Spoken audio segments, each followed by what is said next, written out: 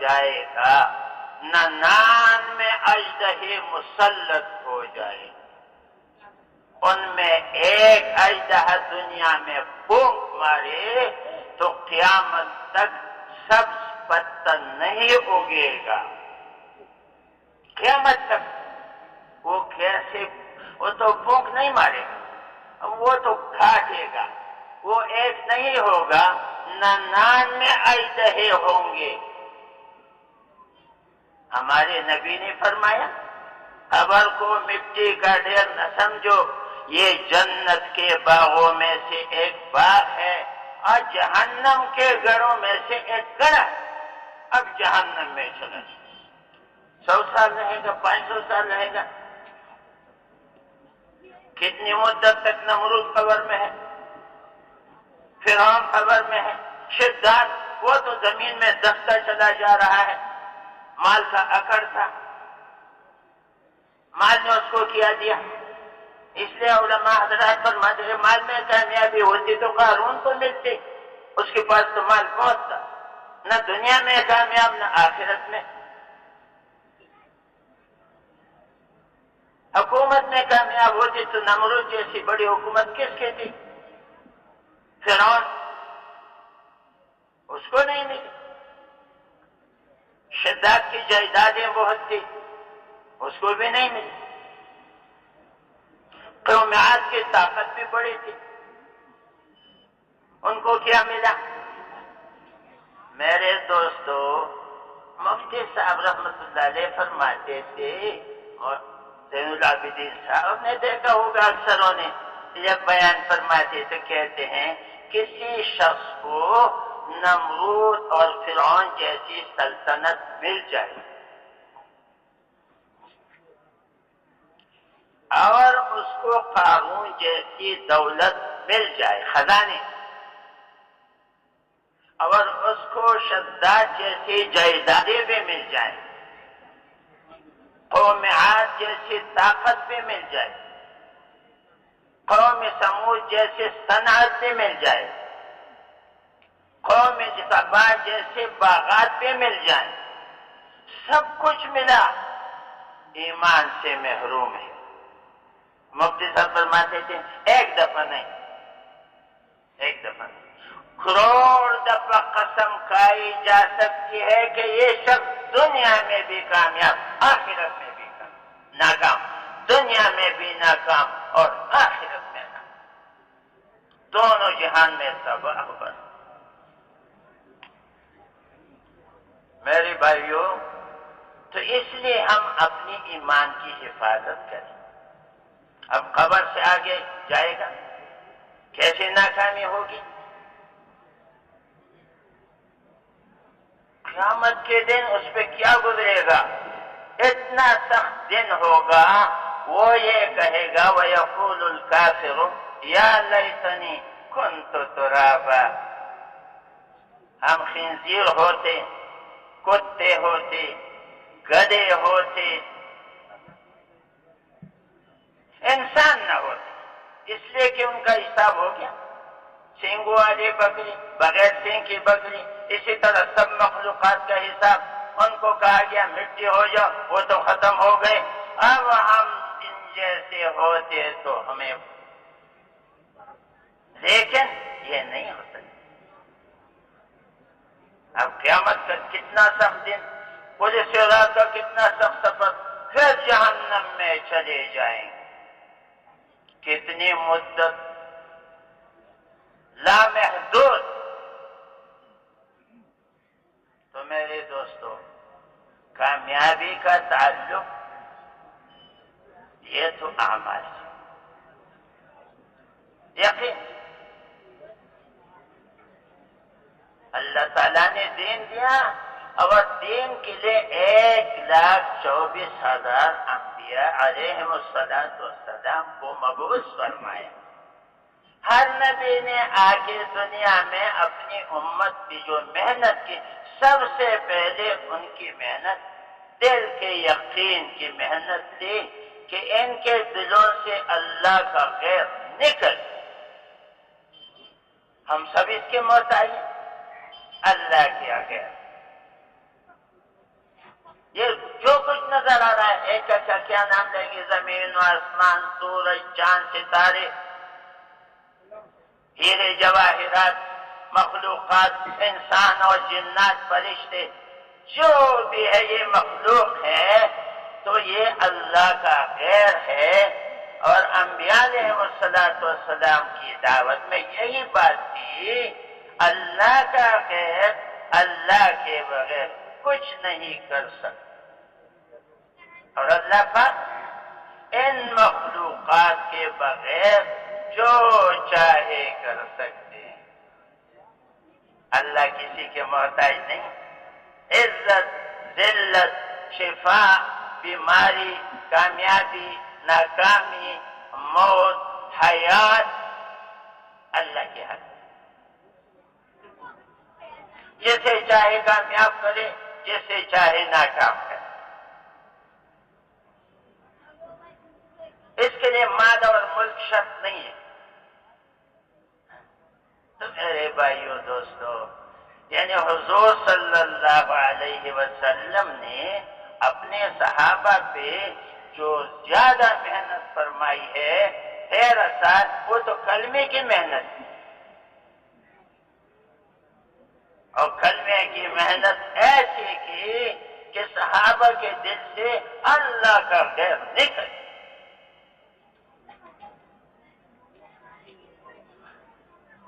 تو میرے دوستو، اس کے بعد اللہ کا ہر حکم ماننا آسان، ہر حکم ماننا، ہر گناہ سے بچنا آسان، کیونکہ دل میں اللہ کے علاوہ کچھ بھی نہیں۔ کہتے ہیں شراب زوروں پہ لوگ پیتے رہے، جب ان کا یقین کامل ہوا، اللہ کے ساتھ تعلق بڑھ گیا، اور حضور صلی اللہ علیہ وسلم کی زندگی ان کے اندر آ گئی، تو میرے دوستو ایک حکم یہ آیا، شراب حرام ہے۔ تو کیا ہوا؟ ایک دم جن کو میزوں پہ پڑا تھا وہ تو گرا دیا، برتن توڑ دیے، اور جو مٹکوں میں تھے مٹکے توڑ دیے، اور جو منہ میں آیا اس کو پھینک دیا، اور جناب جو اندر یعنی گونٹ لی تھی وہ اندر گیا، اس کو پھینک دیا، اور جو کاروبار کے لیے ان کا مال آ رہا تھا تو اس مال کو جو بندرگاہ پہ جتنا بڑا اس کا قیمتیں لگتی تھی، کہتے اس کو جا کے توڑ کے رکھ۔ بس شراب حرام، تو ان کے لیے یہ آسان۔ میرے دوستو، اسی طرح سود کی بات آئی، سود لیتے تھے، دیتے تھے۔ جب حرمت کی بات آئی تو حضور صلی اللہ علیہ وسلم نے فرمایا، آج سے سود حرام۔ میرے چچا عباس کے پیسے لوگوں پہ ہے، سود کے لیے دیے،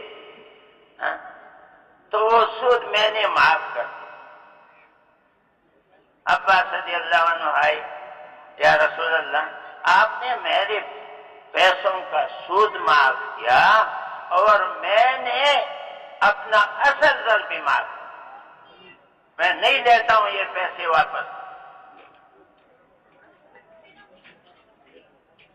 پردے کا حکم ہے۔ تو میرے بھائیوں دوستو، ایسا پردہ جو صحابہ کے متعلق مستورات پہلے مسجدوں میں آیا کرتی تھی، لیکن زیادہ پردہ نہیں تھا، اور جناب جب پردے کا حکم آیا تو ساری کی ساری عورتیں مسجد میں ایسے چادریں اوڑھ کے آ رہی ہیں۔ کوئی عورت راستے میں سے گزر رہی ہے، کسی نے کہا آپ کو پتہ نہیں پردے کا حکم آیا، اسی وقت بیٹھ گئی، میرے لیے گھر سے چادر لاؤ.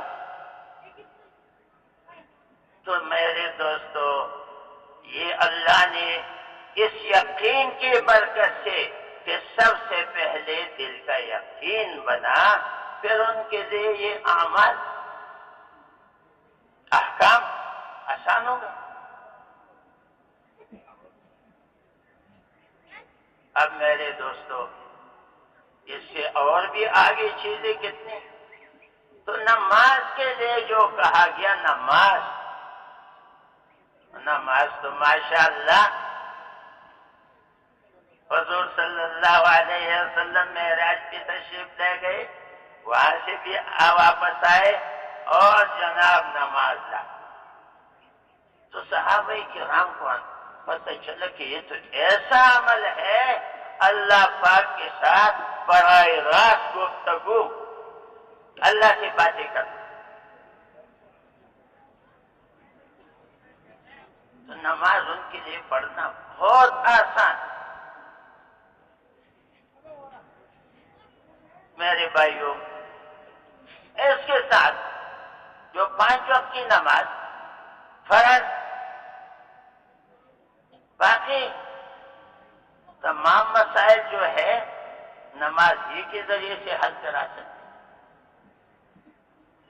اگر کوئی یہ چاہے کہ میں 24 گھنٹے مجھے اللہ کا دھیان حاصل ہو جائے، اگر کوئی یہ چاہے تو جناب اس کو چاہیے کہ قیام میں اللہ کا دھیان، رکوع میں اللہ کا دھیان، سجدے میں اللہ کا دھیان، قعدے میں اللہ کا دھیان، یعنی ایسا دھیان رکھ کے کوئی ایک لمحہ بھی اللہ سے ادھر ادھر دھیان نہ ہٹے.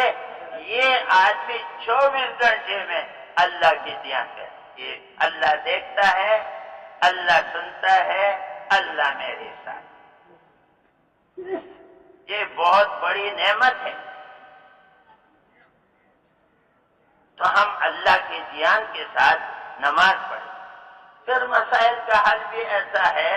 حضور صلی اللہ علیہ وسلم کے گھر میں فاقہ آیا تو حضور صلی اللہ علیہ وسلم مسجد تشریف لے گئے اور عائشہ سے فرمایا، عائشہ میں اللہ سے روٹی مانگتا ہوں، یہ اس لیے کہ میری امت کے اوپر حالات آئیں گے تو یہ نماز ہی کے ذریعے سے حل کرائے.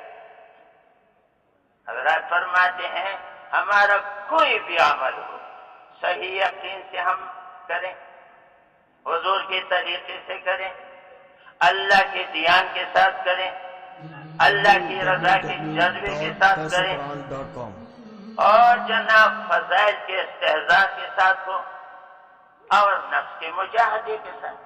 یہ ایسی صفات ہیں.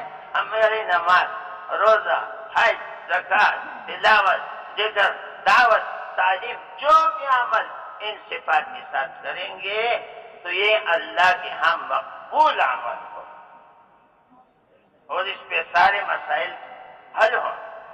حضور صلی اللہ علیہ وسلم مسجد تشریف لے گئے، 2 رکعت نفل نماز پڑھی، اللہ سے دعا مانگی، واپس تشریف لائے اور گھر میں پوچھا، عائشہ گھر میں کچھ ہے؟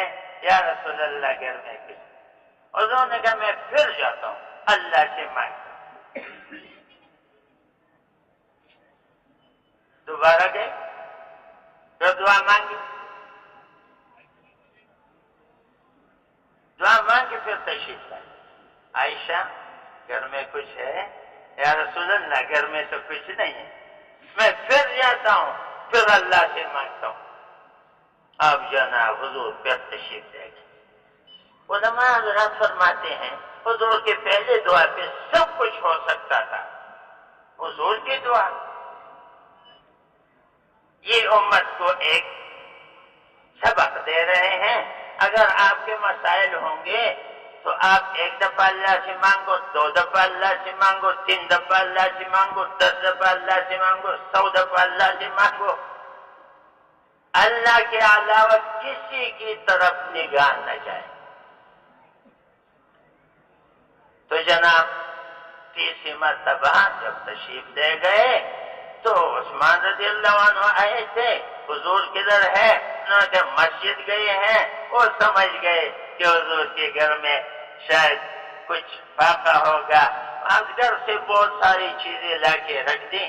اب حضور مسجد سے تشریف لا رہے ہیں اور حضور صلی اللہ علیہ وسلم نے پوچھا عائشہ گھر میں کھانے کو کچھ ہے؟ یا رسول اللہ بہت کچھ ہے۔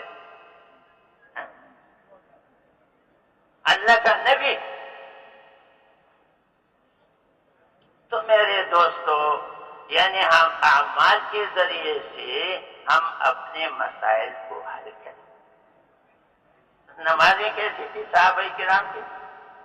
نمازیں تو ایسے پڑھتے تھے۔ ایک صحابی ہے گھر میں نماز پڑھ رہا ہے، اس کے چھوٹا بچہ اس کے قریب سو رہا ہے، ایک سانپ گرا چھت سے، اس سے لپٹ گیا، مگر ان کی نماز۔ اب بچے کو ویسے بھی جب سانپ گھر میں آتے کتنا شور کتنا زور، اب جناب کتنا انہوں نے کہتے چیخا چلایا، صحابی نماز پہ کھڑے، انہوں نے قیام کیا، رکوع سجدہ سب کچھ کرتے رہے، لگے رہے۔ اب ادھر گھر میں کتنا شور ہے، ادھر ادھر کے لوگ بھی آ گئے، سانپ کو ہٹائے، سانپ کو مارے، بچے کو تکلیف نہ پہنچے، یہ سب کچھ تجویزیں پیش ہو رہی ہیں۔ اور ہو بھی گیا، سانپ کو ہٹایا، اس کو مارا، بچہ بچ گیا، ادھر ادھر کے لوگ بھی چلے گئے، اور جناب اب جو ہے یہ صحابی اپنے پوری نماز پڑھ کے فارغ ہو گیا، سلام پھیرا، اپنے بیوی سے فرمایا کہ میرے کانوں میں کچھ آواز آئی تھی، کچھ بات تھی۔ اب یہ اس کا بیٹھن پڑا ہوا ہے اور یہ یہاں نماز پڑھ رہا ہے، اور اتنے باتیں ہو گئی، اور جناب وہ کہتے ہیں مجھے کوئی خبر۔ تو وہ کہنے لگی بچے کے تو جان جانے والی تھی، اچھا تمہیں کوئی خبر نہیں؟ تو فرمانے لگے اللہ تمہارا ناز کرے، اگر نماز میں یہ خیال آ جائے تو نماز کس بات کی ہے؟ تو میرے دوستو، نمازیں تو ہم بھی پڑھتے ہیں، نمازیں تو پڑھتے رہتے ہیں، مگر دھیان سے نہیں پڑھتے، اس لیے ہم اپنی نمازوں کو ٹھیک کریں، اس کے لیے علماء سے مسائل معلوم کریں، نماز کیسے پڑھیں گے؟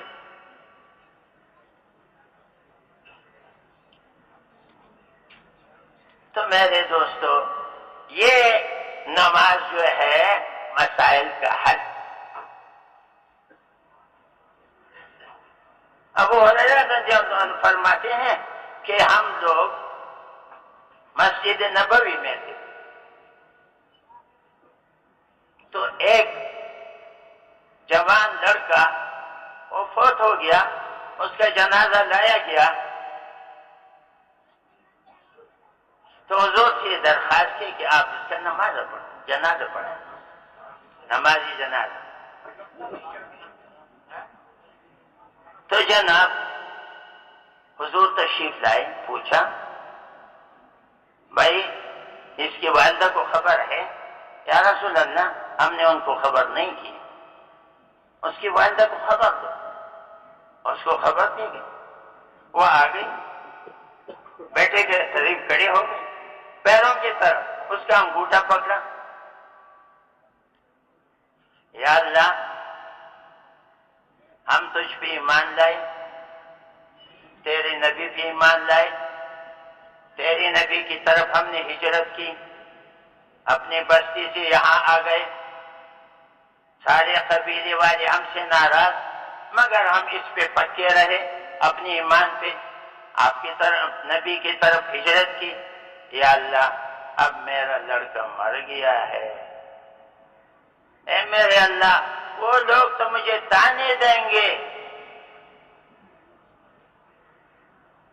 تو اے اللہ میرے بیٹے کو زندہ فرما دے۔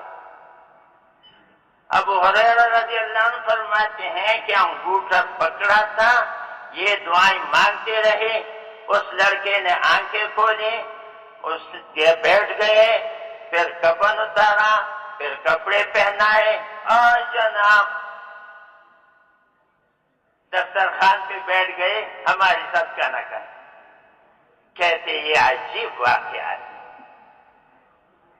ایک سفر پہ کہتے جا رہے تھے، راستے میں سخت پیاس لگی، پانی نہیں ہے کہیں بھی، تو اعلیٰ حضرت رضی اللہ عنہ وہ گھوڑے سے اترے اور اس نے یہ اسماء الحسنہ کے یہ چند لفظ ہیں، یا عظیم یا حلیم یا علی یا عظیم، یہ پڑھے اور دعا مانگی، نفل پڑھے اور دعا مانگی، اور جناب بارش ہو گئی، ایسی بارش ہوتی، ہم نے سب برتن بھی بھر دیے، ہم سیراب ہو گئے، ہمارے جو جانور تھے وہ بھی صحیح سلامت ہمارے پاس آ گئے، ان کو بھی پانی پلایا۔ آگے گئے تو کہتے ہیں کہ ہم سمندر کے کنارے پہنچے، آگے دشمن کے پاس جانا ہے، نہ ہماری کوئی کشتی ہے نہ پل، اور ہم نے جو ہے وہاں پر اعلیٰ حضرت رضی اللہ عنہ یہی اسماء الحسنہ پڑھے اور پھر دعا مانگی اور فرمائے جاؤ، تو سمندر پہ داخل ہو گئے، ہمارے گھوڑوں کے سم بھی نہیں بھی، سفر کیا تو جناب دشمن نے دیکھا کہ لوگ پانی کے اوپر سے گزر رہے آ رہے ہیں، انہوں نے قلعے چھوڑ دیے، اور ہم جب واپس آنے لگے وہی جیسے گئے تھے ویسے آ گئے۔ تو جب ہم سمندر سے نیچے آ گئے، اعلیٰ حضرت رضی اللہ عنہ ان کا انتقال ہو گیا، ان کے لیے ہم نے خبر کو دی، ان کو غسل دیا، ان کو جنازہ پڑھایا، ان کو قبر میں دفن کیا، پھر ہم آگے چلے تو لوگوں نے کہا کہ یہ زمین ریتی زمین ہے، قبریں گر جاتی ہیں، اس لیے آپ جو ہے اپنے مردے کو یہاں سے نکالے آگے لے جائیں۔ انہوں نے کہا ٹھیک ہے۔ جب آ گئے اور انہوں نے قبر کھولی تو جناب قبر میں حد نگاہ تک روشنی ہے اور اعلیٰ حضرت رضی اللہ عنہ کی لاش نہیں۔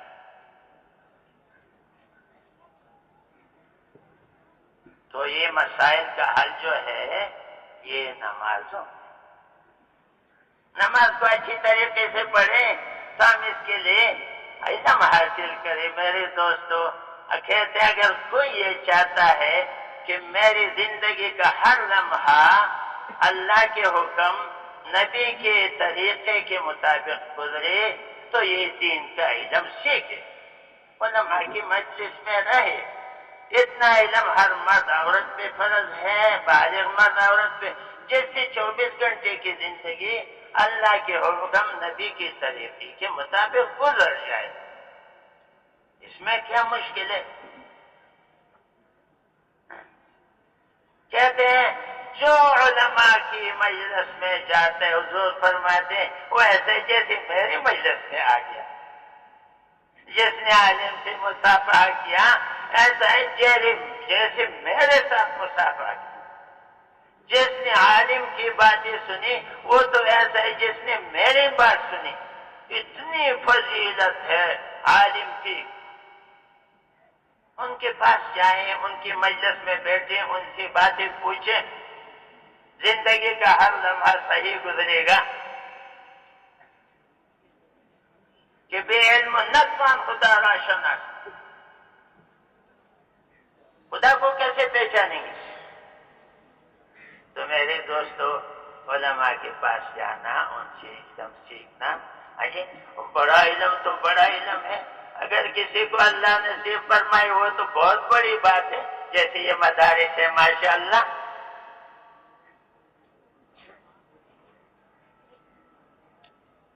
ابن جریر رحمت اللہ علیہ فرماتے ہیں ہم 6-8 طالب علم گھر سے نکلے، علم کے ارادے سے کہ ہم کہیں جا کے علم حاصل کریں گے. تو جناب وہ بہت دور چلے گئے اور وہ وہاں علماء کے پاس رہتے، ان سے علم سیکھتے. کوئی مدرسہ کوئی جگہ ایسی تھی. تو کہتے ہیں کہ ہم اپنے گھر سے بہت سارا توشہ لے گئے تھے اور ہم اس کو کاتے رہے وہ ختم ہو گیا توشہ. تو آپس میں ہم نے سوچا کہ ہم واپس جائیں اور اپنے گھروں سے چیز لائیں.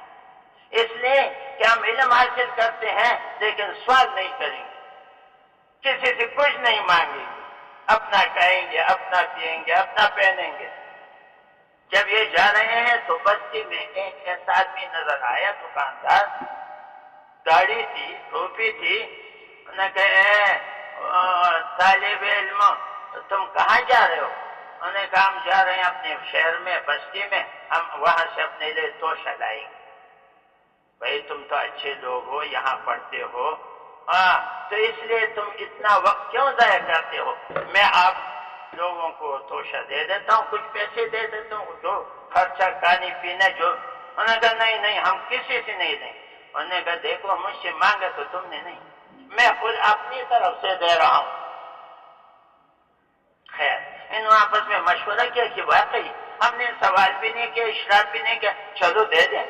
انہوں نے جناب اس کو کچھ پیسے دیے اور پھر یہ گئے اور کافی وقت تک وہ کاتے رہے. کہتے وہ بھی ختم اور پھر دوبارہ نکلے. جو ہی نکلے راستہ تو ہم نے بدل دیا یا وہی راستہ تھا، وہ آدمی پھر مل گیا. بھائی کہاں جا رہے ہیں؟ ہم نے کہا یہ ہم اپنے وطن جا رہے ہیں، وہاں سے توشہ لائیں گے.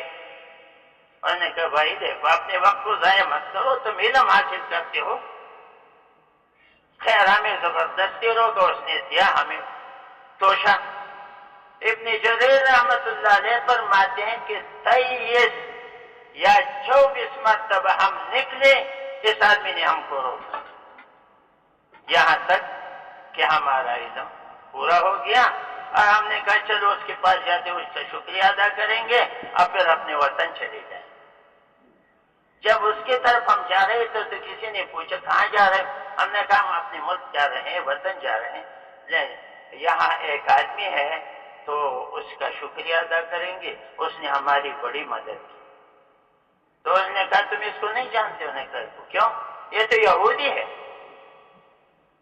بھائی ہمیں کیا پتہ کہ یہودی ہے. خیر کہتا جو بھی ہے اس کے پاس گئے، اس کے پاس بیٹھے اور اس کا شکریہ ادا کیا اور کہا ہمیں تو پتہ نہیں ہے کہ آپ یہودی ہیں، چلو پھر بھی آپ نے ہماری بڑی مدد کی، ہم دعا کرتے ہیں ہم واپس جاتے ہیں. انہوں نے کہا ٹھیک. ابن جریر رحمت اللہ علیہ فرماتے ہیں ہم اپنے وطن پہنچ گئے اور وہاں سے میں حج کا زمانہ تھا، میں حج پہ آ گیا تو میں نے دیکھا وہ یہودی جو ہے طواف کر رہا ہے.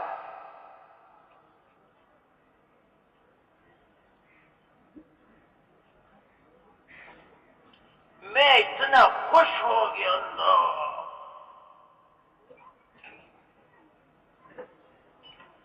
تو میں نے ان سے کہا کہ اچھا بات میں کریں گے.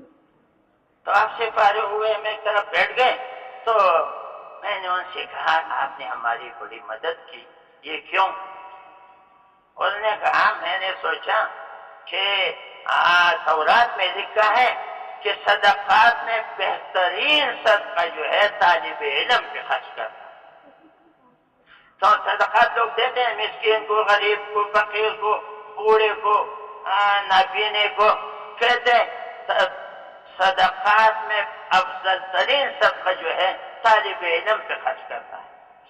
تو میں نے سوچا کہ تورات کا تو کوئی طالب علم نہیں ہے، چلو قرآن پاک کے طالب علم پہ میں خرچ کرتا ہوں. تو میں نے اس سے آپ کی اس وقت مدد کی. پھر کیا تو کیسے تم یا اسلام میں داخل؟ کہتے جو ہی تم لوگ وہاں سے چلے گئے اسی رات میں نے میرے گھر کے 24 افراد نے خواب دیکھا، حضور صلی اللہ علیہ وسلم کی زیارت ہوئی. حضور نے فرمایا میں تمہیں یعنی خوشخبری دیتا ہوں اسلام کی کہ تم نے اپنا افضل ترین صدقہ جو ہے طالب علموں پہ خرچ. کہتے ہم مسلمان ہو گئے ہیں اور ہم حج پہ آئے ہیں، اب اس لیے آپ سے مل رہے ہیں. تو میرے دوستو، یعنی علم کے تو کمالات وہ ہیں، ایک دو تین نہیں ہیں، سینکڑوں ہزاروں ہیں. علم کی برکت سے ہم زندہ بھی ہیں. پھر آگے میرے دوستو اللہ کا ذکر بھی کرے.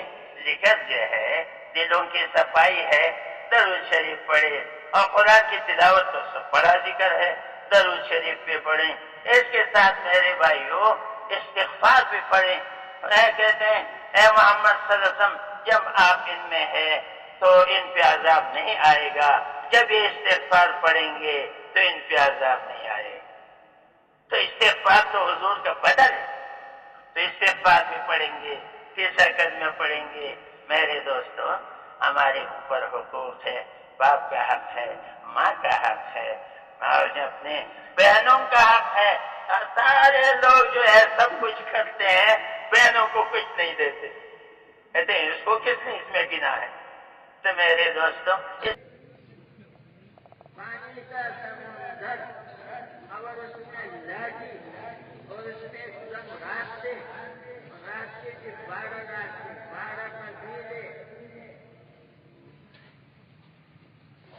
اللہ دکھا رہے ہیں کہ یہ میری قدرت ہے، میں جو چاہے کر سکتا ہوں. پانی کو دیوار بنانا اور پانی پر راستے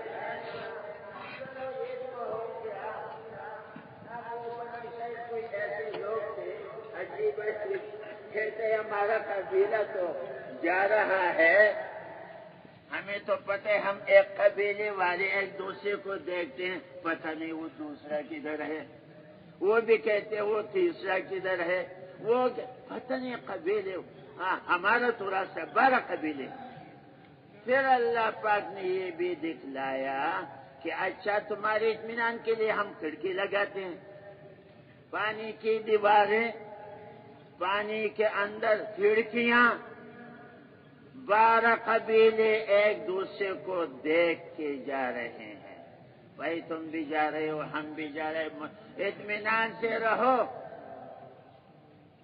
لہذا میرے دوستو، میرے بھائیو، اب دیکھو اللہ کی قدرت کو تو دیکھیے، کیا کر سکتے اللہ پاک، اس کے لیے کیا مشکل ہے. جو بھی ارادہ کرے اسی وقت سیکنڈ میں سارے کام ہو جاتے. تو ہو گیا، وہ پار ہو گئے. فرعون اپنے لشکر سمیت اب اندر آ رہا ہے. اندر آیا، اللہ میرے دوستو اچھے خاصے چل رہے ہیں، ان کو بھی یہ نشہ ہے کہ ہمارے دریا ہیں. اللہ کیا ہوا؟ فرعون اس کی لشکر جو 17 لاکھ تھے، 16 تھے، جو بھی تھا، سب کے سب موسیٰ علیہ السلام کے امتی، جو بنی اسرائیل کا آخری آدمی، سمندر سے باہر نکلا. فرعون ساتھ آ رہے ہیں ان کے پیچھے پیچھے پیچھے. اور جناب جب وہ آخری آدمی سمندر کے اندر آیا، حکم بدل گیا. دیکھو اللہ کیا کرتے ہیں، ان کے لیے راستے بنے، ان میں کھڑکیاں بنے، ان کی سہولت ہو گئی. اب بھی وہی لوگ ہیں، انسان ہیں، شکلیں ہیں، بادشاہ بھی ہیں، وزیر بھی ہیں، سب. وہ تو فقیری کی زندگی میں رہا. موسیٰ علیہ السلام بادشاہ نہیں ہے، نبی کی تو بڑی شان ہوتی ہے میرے دوستو. ہم نبی کو پہچانے، نبی کی بات ماننے میں بڑی خیر ہے. بہت سمجھایا، فرعون کو سمجھایا، قارون کو سمجھایا، اور لوگوں کو سمجھایا. اتنی محنت کی موسیٰ علیہ السلام نے، لیکن جب پانی پھر چل پڑا فرعون کی ساری لشکر، سارے اسلحے سب کے سب ڈوب گئے، سب کے سب ختم۔ کہاں حکومت، کہاں طاقت، کہاں ان کے خزانے، ان کا اسلحہ، کیا کر سکتے ہیں؟ اب پیچھے وہ ڈال دیا ان کو۔ آپ عبرت کے لیے فرعون کی لاش اب بھی ہے، عبرت کے لیے اس وقت سمندر کے کنارے۔ حضرت مفتی صاحب رحمت اللہ علیہ نے ایک دفعہ فرمایا تھا، فرعون کا نشہ تو بڑا نشہ تھا، ان کی سزائیں بھی بڑی سزائیں تھیں۔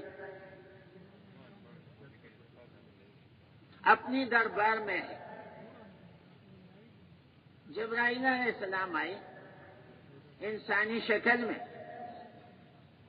انسانی شکل، مجھے اپنے بادشاہ نے بھیجا ہے۔ اچھا جی، کس بات کے لیے؟ آپ کسی کو اپنی طرف سے کسی ملک میں حاکم، گورنر یا جو بھی بناؤ، اگر وہ گورنر، وہ حاکم لوگوں سے کہے فرعون کی بات چھوڑو، میری بات مانو، تو آپ اس کو کیا سزا دیں گے؟ فرعون اتنا خوش ہو گیا، دیکھو بڑے بڑے بادشاہ، اب وہ تو جبرائیل علیہ السلام انسانی شکل میں کسی بادشاہ کی طرف سے آیا ہوگا، ہاں؟ فرعون نے کہا دیکھو کیسے کیسے مشورے مجھ سے لوگ لیتے ہیں۔ بھائی اگر میں کسی کو اپنی طرف سے گورنر مقرر کروں اور وہ گورنر کہے کہ ان کی بات نہ مانو میری مانو، ایسے سرکش آدمی کو تمہیں سمندر میں غوطے دوں گا۔ چلو یہ تو فیصلہ ہو گیا، اس کا یہ پھر جبرائیل علیہ السلام نے کہا ذرا لکھ کے مجھے دے دیں دستخط کے ساتھ تاکہ میں اپنے بادشاہ کو بتاؤں، تو کہتے ہیں اس نے لکھ کے دے دیا، اپنا نام بھی لکھا، میرا فیصلہ ایسا زبردست فیصلہ۔ تو جب وہ سمندر کے اندر وہ غوطے دینے لگے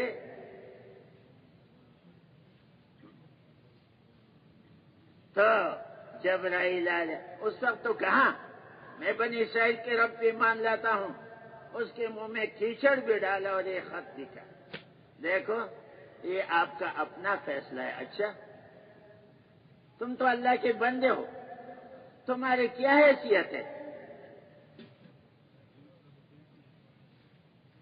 تم نے کہا اس کو سمندر میں غوطے دوں گا، یہ ہے تمہاری سزا۔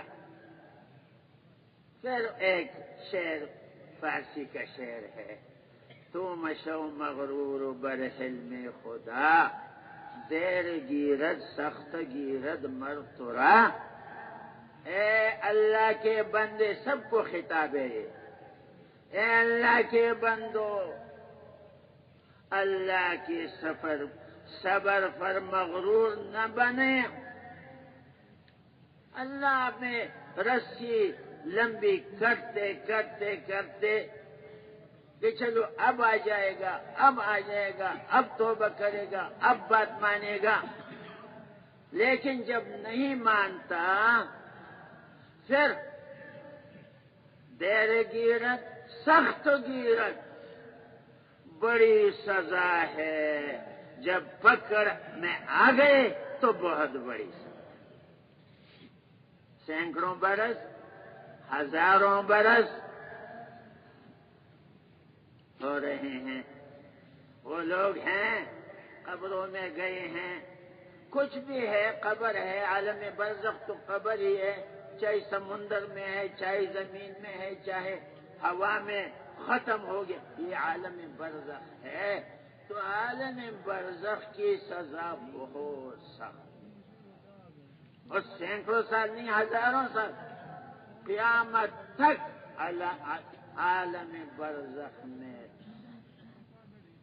کیا حالت ہوگی میرے دوستوں؟ تھوڑا سا وقت ہوتا ہے، اپنی یقین کو ٹھیک کرو، اپنی یقین کو ٹھیک کرو. لا الہ الا اللہ. مخلوق کا یقین دل سے نکلے. تو کہتے ہیں کہ قارون کو مال میں کامیابی نہیں ملی، فرعون کو بڑی حکومت میں کامیابی نہیں ملی، نمرود جیسے بڑا بادشاہ ان کا بھی دعویٰ تھا، وہ کہتے ہیں دنیا کا بادشاہ. سنا ہوگا آپ حضرات نے کئی دفعہ سنا ہوگا، مذاکرہ ہے ایک دوسرے کو جب بات کریں گے تو ہمیں بھی فائدہ ہوگا، آپ کو بھی فائدہ ہوگا، آپ دوسروں کو بتائیں گے. ہم تو کام ایسا اللہ نے دیا ہے، اللہ نے کام ایسا دیا ایک دوسرے کو بتانا پڑے گا. جتنا بتاؤ اس کو فائدہ، مجھے فائدہ، اس کو فائدہ، مجھے، اس کی عادت ڈالیں. ہمیشہ ایک دوسرے کو دعوت دو. حضور کی دعا، اے خدا تو سرسبز شاداب رکھ، اے خدا، اے اللہ تو سرسبز اور شاداب رکھ اس شخص کو جو میری بات مانے، اس کو محفوظ کرے اور دوسروں تک پہنچائے. کبھی بھی دنیا میں یہ سب کبھی پریشان نہیں ہو. ایک ساتھی ہمیشہ خوش طبع، بہت خوش رہتا تھا. کسی نے کہا بھائی میں نے ہمیشہ آپ کو خوش پایا، کبھی آپ پریشان نہیں ہیں، کوئی مشکل نہیں. انہوں نے کہا میں کیسے خوش نہ ہوں، میرے نبی نے مجھے دعا دی ہے. بھائی کون سی دعا ہے؟ انہوں نے کہا میرے نبی نے فرمایا، اے خدا تو سرسبز اور شاداب رکھ اس شخص کو جو میری بات سنے، اس کو محفوظ کرے اور دوسروں تک پہنچائے. میں وہی کرتا ہوں، اللہ مجھے ہمیشہ تر و تازہ رکھتا. تو یہ تو کریں گے نہیں، ہمیشہ تر و تازہ اگر چاہو رہے ہم لوگ. اللہ کے فضل سے دعوت کے ایک عظیم کام اللہ نے ہمیں دیا ہے. تو یہ جو ہے کافروں میں بخت نصر اور نمرود دنیا کے بادشاہ، اور مسلمانوں میں سلیمان علیہ السلام، ذی القرنین، یہ مسلمان بادشاہ، دنیا کے بادشاہ. میرے بھائیوں، میرے دوستوں، تو نمرود جیسا بڑا بادشاہ، اس کی تو ہونا تو یہ چاہیے تھا کہ چلو آخرت تو نہ صحیح، دنیا میں کامیابی تو ملتی. تو نمرود کی کیا حیثیت؟ ابراہیم علیہ السلام نے بہت سمجھایا. نمرود کی کوشش تھی کہ پہلے تو یہ بچہ پیدا نہ ہو، یہ تو کوشش تھی. اس کے بھی نجومیوں کی بات کہ مرد علیحدہ، عورتیں علیحدہ، جو رات بتا دی اسی رات میں وہ نطفہ جائے گا. مرد علیحدہ، عورتیں علیحدہ، اور عورتوں کی طرف سے وزیر اعظم کی بیوی اور مردوں کی طرف سے وزیر اعظم نگران نمرود کے پاس آ رہے ہیں اور فجر سے پہلے رپورٹ دے رہے ہیں. سارے عورتیں اپنی جگہ پہ ٹھیک ہے، سارے مرد ٹھیک ہے، مگر جو ہونا تھا وہ تو ہو گیا، اور جو ہونا تو وہ سرحانے ہو گیا. اللہ دکھاتے ہیں تمہارے اسکیموں. تو نمرود کی کوشش تھی کہ بچہ پیدا نہ ہو، پھر یہ کوشش تھی اگر پیدا ہو جائے تو وہ ختم ہو جائے. پوری نمرودیت اس میں لگی ہے، پوری نمرودیت. اب جناب ابراہیم علیہ السلام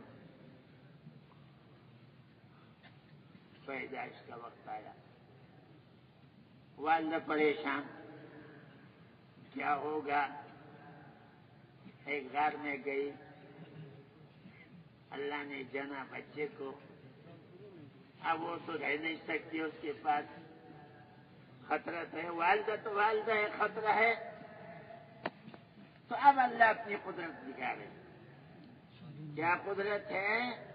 کہ قدرت یہ ہے کہ ایک انگوٹھا منہ میں رکھو تو دودھ، دوسرا رکھو تو شہد، اندازہ لگا.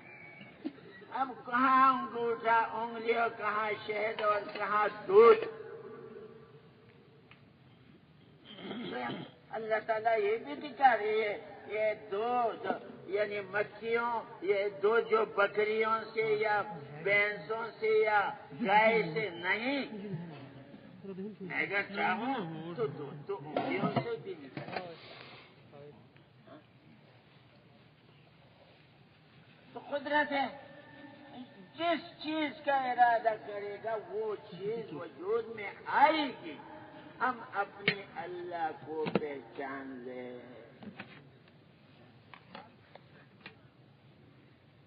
تو جناب وہ شہد اور دودھ یہ ایسی طاقتور چیز ہے کہ ایک بچہ جب دن میں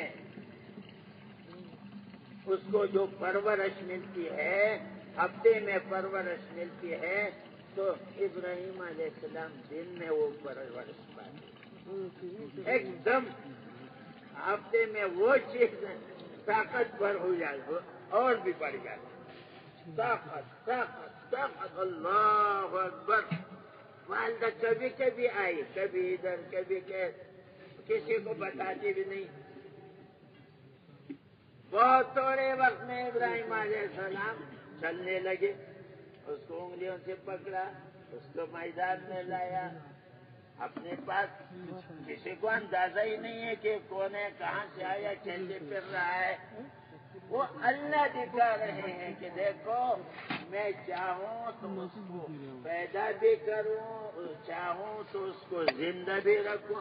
اب نمرود کی ساری مشنری جو ہے وہ لگ رہی ہے کہ ایک بچہ ہے، پہلے تو پیدا نہ ہو، اگر پیدا ہو جائے تو پھر اس کو جو ہے زندہ نہ رہے. تو دکھائے اللہ دکھاتے ہیں ساروں کے واقعات. علیہ السلام تو پھر میدان میں آ گئے.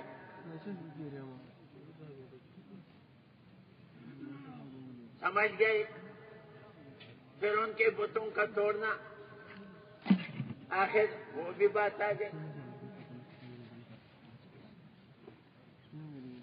ان کو پتہ چلا کہ یہ ابراہیم جو ہے دیکھو اس نے ہمارے بتوں کا کیا بنایا. اللہ نے یہ بھی دکھایا. نمرود نے ان کے لیے ایسی آگ جلائی، ایسی آگ بڑے میدان میں، ہوا میں پرندے اڑ رہے ہیں، جل کر گر رہے ہیں کباب، قریب سے کوئی نہیں گزر سکتا. نمرودیت کی کوشش ہے کہ بچہ پیدا نہ ہو، اگر پیدا ہو تو بڑا نہ ہو، اگر بڑا ہو تو پھر ختم ہو.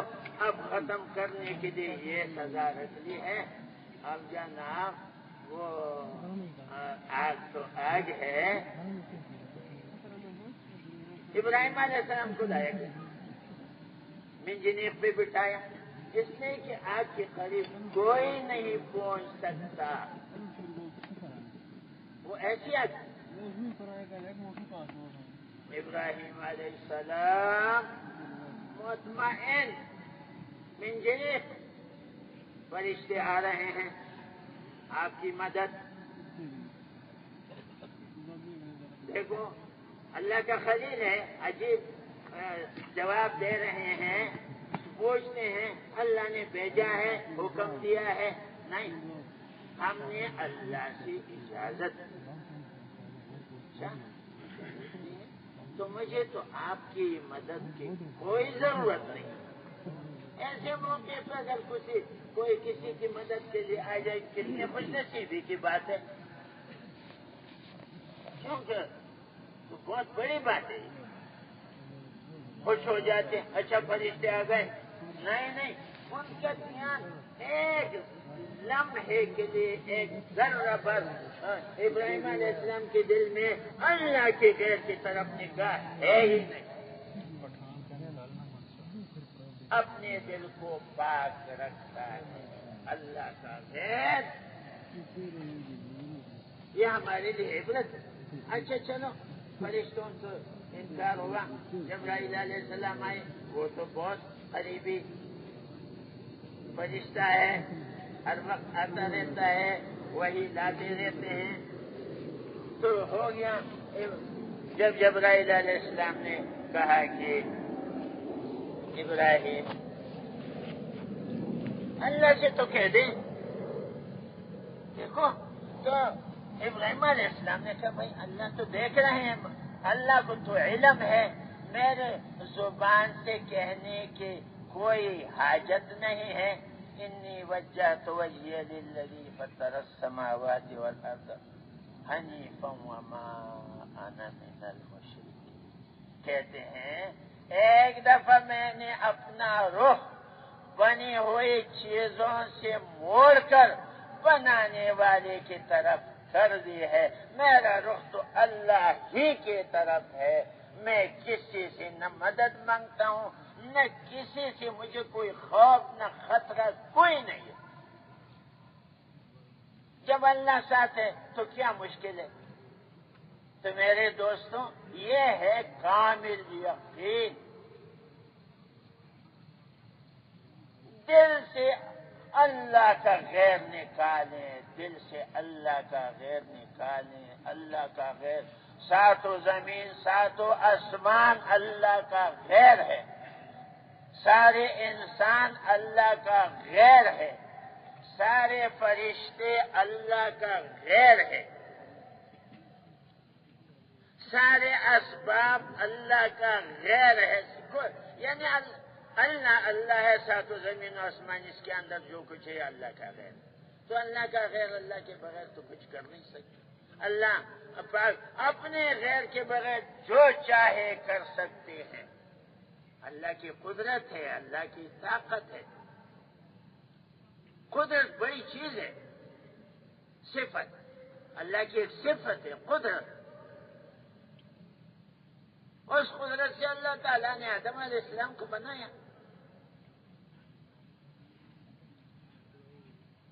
اسی قدرت سے عیسیٰ علیہ السلام کو پیدا فرمایا، اسی قدرت سے یونس علیہ السلام کی حفاظت کی۔ اللہ اکبر، ایک واقعہ، ہزاروں قدرت جو چاہے کر سکتے۔ اللہ دیکھتا ہے تو کہ میرا خلیل جو ہے، دیکھو جبرائیل سے بھی کہتے مجھے کسی کی حاجت نہیں، فرشتوں سے بھی کہتا ہے، تو آگے اللہ بھی کیا، اللہ تعالیٰ ایسی ذات ہے کہ اس خلیل کو تو میں ایسی مدد کروں تاکہ بیچ میں کوئی واسطہ ہی نہ رہے۔ اب جناب آگ تو آگ، ابراہیم علیہ السلام پھینکی گئے، آگ ہے، یہ بھی ایک مدد تھی کہ پانی لا کے اللہ تعالیٰ آگ کو بجھا دیتے، کسی پہاڑ کو اٹھا کے اس کے اوپر رکھ دیتے، کوئی ہوا تیز چلا کے اس آگ کو ختم کرتے، تو یہ کہہ سکتے تھے لوگ کہ اگر ہوا نہ آتی تو آج جو ہے ابراہیم جل جاتا، اگر پانی نہ برستا تو دیکھو اس آگ کی وجہ سے ابراہیم ختم ہو جاتا۔ نہیں، اللہ نے فرمایا آگ تو آگ ہے، میرا خلیل جو ہے آگ میں رہے گا، کوئی اس کے لیے خطرہ نہیں ہے۔ آگ ہے، آگ کی گرمی، تپش ختم، ایسے عجیب کہتے ہیں جب وہ آگ کے اندر رہے مولانا نظر الرحمان صاحب بار بار فرماتے ہیں ایک چشمہ ٹھنڈے پانی کا میٹھے پانی کا چشمہ آگ کے اندر، انار کا ایک درخت آگ کے اندر، آگ تو آگ ہے، کوئی اس آگ میں اندر نہیں آ سکتا، کوئی بھی، وہی آگ ہے۔ وہ جو داروغہ تھا اس نے ایک چیخ ماری، کیوں نہیں جلاتے، کیوں نہیں جلاتے، بڑے زور سے۔ تو آگ سے آواز آئی، تم آ جاؤ تمہیں جلاتا ہوں، ابراہیم کو نہیں جلا سکتا، تم آ جاؤ، یہ آگ تو آگ ہے، یعنی آگ کے گرمی میں کوئی فرق نہیں۔ ابراہیم علیہ السلام کے لیے آگ کو گلزار بنایا، ٹھنڈا پانی ہے، انار کا درخت ہے۔ باقی تو سنتے رہتے ہوں گے، کہتے والدہ بھی ایمان لائی تھی، آگ کے اندر آ گئی، لا الہ الا اللہ ابراہیم خلیل اللہ، کلمہ پڑھو آگ میں آؤ، کئی لوگ آئے تھے، کلمہ پڑھو آگ میں آؤ۔ ابراہیم علیہ السلام ایسے صحیح سلامت اطمینان سکون سے 40 دن بتاتے رہتے، زیادہ کم مجھے پتہ نہیں ہے۔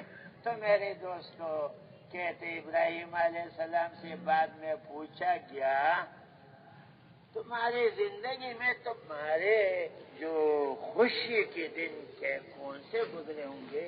ابراہیم علیہ السلام نے فرمایا، آج سے پہلے میری زندگی گزری، آگ میں سے نکلنے کے بعد بھی میری زندگی گزری، جو زندگی جو دن آگ کے اندر میری خوشی اور راحت کے تھے وہ پھر مجھے ملے۔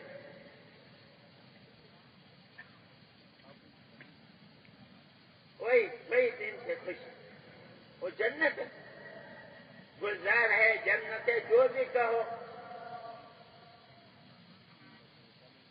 ابراہیم علیہ السلام صحیح سلامت رہے، نکلے، دعوت جاری ہے۔ تو ملک والے یہ کہتے ہیں کہ ملک ملنے میں کامیابی ہے، بادشاہت میں کامیابی ہے، خزانوں میں کامیابی ہے۔ میرے دوست اندازہ لگاؤ، وہی نمرود جس کے پاس ملک تو ہم کہتے ہیں کہ بھائی مال کماؤ کامیاب ہو جاؤ گے، یہ مقولے جو ہمارے ہیں، ہمارے بزرگ اس کا بتاتے ہیں کہ اگر ہمارا عقیدہ یہ ہو محنت کرو تو مال ملے گا، مال ہوگا تو چیزیں ملیں گی، چیزیں ہوں گی تو زندگی بنے گی، یہ 3 چیزیں کہتے ہیں۔ اگر دل میں یہ عقیدہ ہے، یہ اتنا گندا جراثیم ہے دل کا کہ اگر یہ قطر دنیا میں آ جائے پوری دنیا میں بدبو پھیل جائے۔ محنت کرو مال ملے، مال ہوگا تو چیزیں ملیں گی، چیزیں ہوں گے تو زندگی بنے گی، یہ ایسی منحوس ترین گندا عقیدہ۔ کہتے ہیں ایسے شخص کے زبان پر نزع کے وقت کلمہ نہیں آئے، اس لیے ہم اپنے دل کو پاک کریں، گندگی سے پاک کریں، یعنی غلط یقین سے پاک کریں۔ دل کا پاک کرنا انتہائی ضروری ہے، ورنہ نزع کے وقت کلمہ نہیں آئے گا۔ خبر میں من ربک تو زبان سے کیا کہیں گے؟ ہاں لا ادری، مجھے کیا پتہ میرا رب کون ہے، میں نے زندگی میں اپنے رب کو پہچانا نہیں ہے، تو خبر میں کیسے کریں؟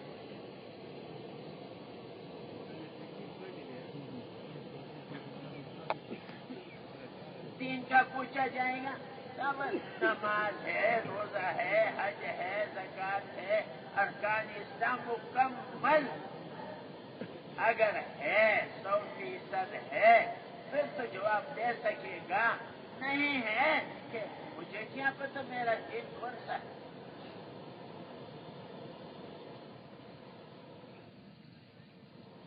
جواب نہیں دیتے.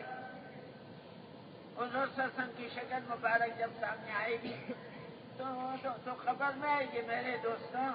تو ہم زندگی میں یعنی اٹھنے میں، بیٹھنے میں، سونے میں، جاگنے میں، کھانے میں، پینے میں، شادی میں، بیاہ میں، زندگی کے ہر لمحے میں 24 گھنٹے ایک دن رات، ہر گھنٹے میں 60 منٹ، ہر منٹ میں 60 سیکنڈ، 86,400 سیکنڈ میں آپ کو حضور والا طریقہ ملے گا. اگر ہوگا ہمارے اندر تو ہم کہیں گے یہ ہمارے نبی ہے. اگر ہمارے اندر نہیں طریقے حضور کے تو ہم کیسے کہہ سکیں گے یہ ہماری نبی ہے؟ وہ تو زبان کی بات نہیں ہے. اس لیے ہماری کوشش ہو کہ حضور کے طریقوں کو اپنائیں. کوئی لمحہ حضور اپنے کپڑا پہننے میں، کھانا کھانے میں، رات کو سونے میں، صبح جاگنے میں، شادی بیاہ میں، بچوں کو سمجھانے میں، سارے طریقے اتنے اچھے طریقے ہیں. کہتے ہیں آپ اگر ایک آدمی کو دیکھیں وہاں سے آپ نے دیکھا اڑ کے آ رہا ہے، اڑ کے کوئی اس کے یعنی اپنے ہاتھ جیسے اوپر کیے اور یہاں مسجد ہے، مسجد کے قریب اترا. اب لوگ دوڑ رہے ہیں کہ کتنا بڑا ولی ہے، کتنا بڑا بزرگ ہے، وہاں سے اڑ اڑ کے آ رہا ہے. دیکھو کرامات کتنے بڑے بڑے ہیں. اب مسجد کے قریب آیا، اثر ظہر کی نماز کا وقت ہے. اب مسجد میں داخل ہوتے وقت اس نے بایاں پاؤں آگے کیا.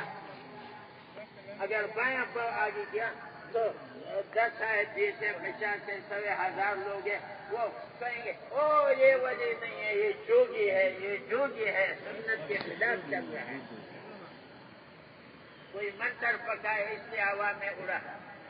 ہوا میں اڑنا جو ہے یہ کمال نہیں ہے. حضور صلی اللہ علیہ وسلم والا سنت طریقہ ہمارے جیسے طریقے ہیں کہ بھائی مسجد میں جاؤ دایاں پاؤں، مسجد سے نکلو بایاں پاؤں، بیت الخلاء میں جاؤ بایاں پاؤں، بیت الخلاء سے نکلو دایاں پاؤں، گھر میں داخل ہو دایاں پاؤں، گھر سے نکلو دایاں پاؤں.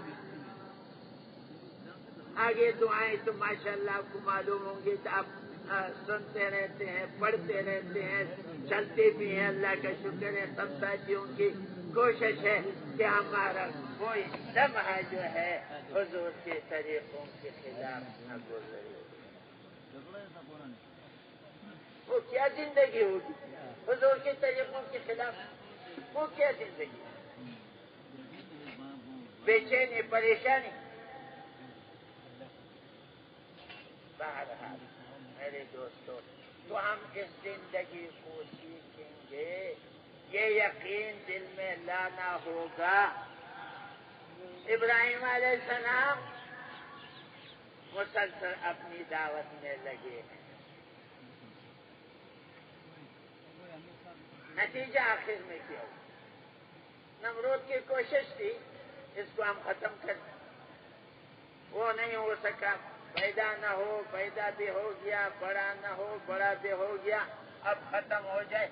اتنی بڑی نمرودیت، کتنا اسلحہ، کتنے ہتھیار، کتنی فوجیں، کتنی طاقت. ایک چھوٹا بچہ اس کو ختم نہیں کر سکتے. لیکن اللہ دکھاتے ہیں کہ جو میں چاہوں وہی ہوگا، جو تم چاہو گے وہی نہیں ہوگا. لہذا ایسا ہی ہوا. اس کی فوجیں طاقت، اللہ کی فوجیں بھی آ گئی. کتنی بڑی نمرود کے لیے تو بڑی بڑی فوجیں طاقتور، کتنے فرشتے ہوں. فرشتوں کا اگر ہو جائے کیونکہ بڑی نمرودیت کی طاقت تھی. نہیں، نمرود کی طاقت کو ختم کرنے کے لیے اللہ تعالیٰ نے ایسی فوج بھیجی مچھروں کی. اب مچھر اور انسان، لیکن ایسے مچھر آئے کہ سورج نظر نہیں آیا، پھر آسمان نظر نہیں آیا، وہ مچھر ان کے اوپر آ گئے، ان کے بالوں کو ختم کیا، ان کے چمڑے کو ختم کیا، اس کے اندر گودا جتنا بھی دماغ میں یا پیروں میں پیٹ میں گھس گئے، ساری نمرودیت مچھروں کی وجہ سے ختم۔ تو کیا دوستو، جو اللہ چاہتا ہے وہی ہوگا یا نہیں ہوگا؟ بتاؤ۔ وہی ہوگا جو اللہ چاہتا ہے۔ تو اللہ کے علاوہ غیر کی طرف ہماری نگاہ کیوں ہوگی؟ کسی بھی حال میں، دن میں، رات میں، گرمی میں، سردی میں،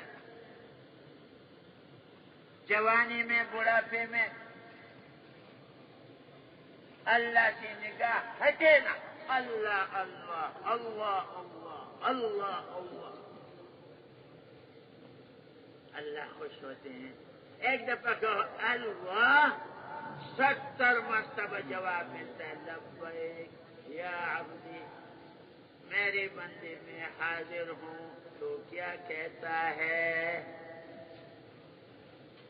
لبیک لبیک۔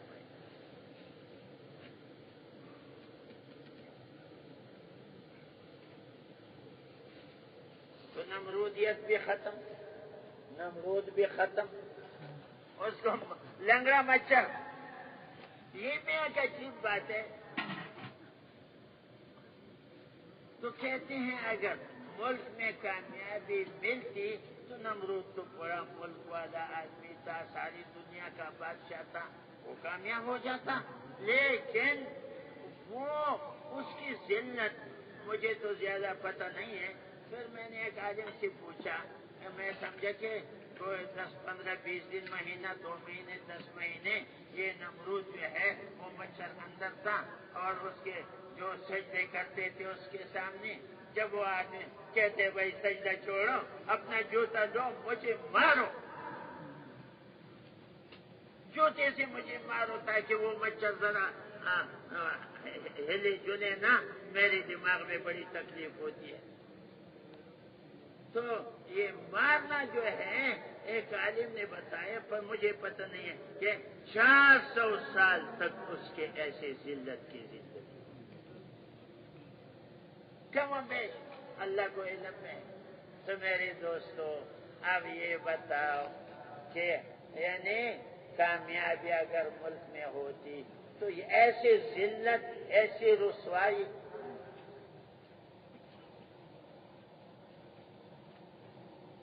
تو اپنے دلوں سے مال کا یقین بھی نکالے، ملک کا یقین بھی نکالے، حکومت کا بھی نکالے۔ اگر واقعی عزت ملتی تو نمرود کو تو بڑی عزت ملتی، دنیا میں تو کم سے کم ملتی، آخرت میں تو ہے ہی نہیں۔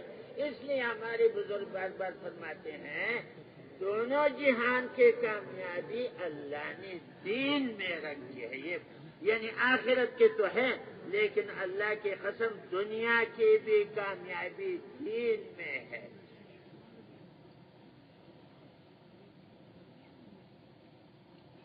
نمرود کی ساری اسکیمیں، منصوبے فیل ہو گئے، انہوں نے جو چاہا وہ نہیں ہوا۔ ابراہیم علیہ السلام کو اللہ نے زندہ رکھا، اور ابراہیم علیہ السلام جو ہے اللہ کے خلیل ہے۔ یہ بڑے امتحانات ابراہیم علیہ السلام پہ آ رہے ہیں، ان سے ایک کام لے رہے ہیں، ملک شام سے مکے کی طرف بھیجا جا رہا ہے۔ ابراہیم علیہ السلام، جبرائیل علیہ السلام ساتھ لے کے وہ جا رہے ہیں ایسی جگہ پہ، نمرودیت تو خیر ختم ہو گئی، چھوڑ دو، اس کا کچھ نہیں بنا۔ تو وہ جو مکہ معظمہ میں جہاں اب زمزم ہے، بالکل لخدق بیابان، اس میں کوئی یعنی پانی کا ایک قطرہ بھی نہیں ہے، مکھی بھی نہیں ہے، مچھر بھی نہیں ہے، پرندہ بھی نہیں ہے، کیونکہ پانی جہاں نہیں ہوتا وہاں کوئی جانور بھی نہیں ہوتا۔ ایسی جگہ پہ اپنے بیٹے کو اسماعیل علیہ السلام کو لا کے ڈالا، چوتھا دن بہت ہے گود کر دو، وہاں ڈال کے یہ چل پڑی اونٹ پہ۔ حاجہ علیہ السلام آئے، کہا کہ ہمیں کیوں چھوڑ رہے ہیں، اس کے پاس تو بات بھی نہیں کرتے، لہذا دو تین دفعہ جب کہا تو سمجھ گئے ہوشیار عورت ہے، یہ نیک ایمان اور یقین اعمال ایسی چیز ہیں، اللہ پاک لوگوں کو اچھا عقل دیتے ہیں، اور اگر ایمان یقین اعمال ٹھیک نہیں ہے تو کم عقل ہوتے ہیں یہ لوگ، بے دین لوگ بہت کم عقل، دیندار لوگ عقل مند ہوتے ہیں، سمجھدار۔ تو کہا کہ اچھا اللہ نے امر دیا ہے، انہوں نے ایسے سر ہلائے، پھر اللہ ہمیں ضائع نہیں کرے گی۔ میرے دوستوں لمبا واقعہ ہے، اللہ تعالیٰ ہم کو سمجھ دے دے کہ پھر جو ہے اسماعیل علیہ السلام چھوٹا سا ہے اور پانی پینے کے لیے کچھ بھی نہیں، حاجہ علیہ السلام صفا مروہ میں وہ جو چکر لگا کے کبھی صفا کبھی مروہ، کبھی صفا کبھی مروہ کبھی صفا، یہ حاجی صاحبان جتنے بھی گئے ہوں گے دیکھا ہوگا یہ منظر۔ تو جب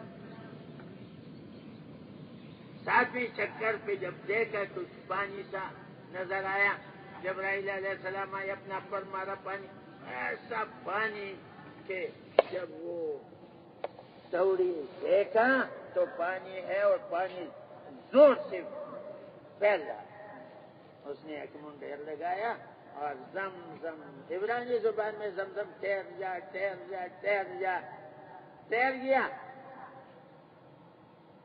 ایسا پانی تھا کہتے ہیں اگر نہ روکتے تو پوری دنیا میں پانی پھیل جاتا، مگر پھر بھی پھیل گیا۔ کوئی دنیا میں ایسا ملک نہیں ہے کہ وہاں مسلمان ہو وہ زمزم کا پانی وہاں گیا نہ۔ تو زمزم کیا ہے، اگر بھوک ہے تو پانی پیو، بھوک ختم، پیاس ہے تو پیاس ختم، بیماری ہے بیماری ختم، قرضہ ہے تو قرضہ ختم، اور مشکل ہے جو بھی مشکل ہو، حضور نے فرمایا۔ ہمارے آئی صاحب فرماتے رہتے ہیں کہ وہ مولوی احمد اللہ صاحب سے کہا کہ بھائی اگر تم زمزم پیو تو ساتھ یہ زبان پیا دل میں کہو کہ حضور نے، عبداللہ ابن عباس رضی اللہ عنہ فرماتے ہیں کہ حضور نے فرمایا کہ اس زمزم کو جس مقصد کے لیے پیا جائے تو وہی مقصد پورا ہوگا، جس حاجت کے لیے، جس مشکل کے لیے۔ کہتے پہلے یہ ذرا سوچ، عبداللہ ابن عباس رضی اللہ عنہ فرماتے ہیں حضور نے فرمایا زمزم کو جس مقصد کے لیے پیو وہ مقصد پورا ہوگا۔ تو مولوی احمد لاڈ نے کہا اچھا یہ تو بالکل آپ اس لیے اللہ تعالیٰ نے آپ کو کیسے زندہ رکھا، کیسے شفا دی۔ آئی صاحب نے کہا میں ہمیشہ زمزم پیتا ہوں اس نیت کے ساتھ۔ تو میرے دوستوں زمزم میں سب ہو گیا۔ اسماعیل علیہ السلام کو اللہ نے جو جوانی بھی دی، آج 14 سال اٹھتی جوانی کہتے ہیں، یہ اردو والے خوب سمجھتے ہیں، ہم نہیں سمجھتے اٹھتی جوانی۔ مفتی صاحب سے میں نے سنا تھا بہت اچھی جوانی 14 سال کی عمر میں۔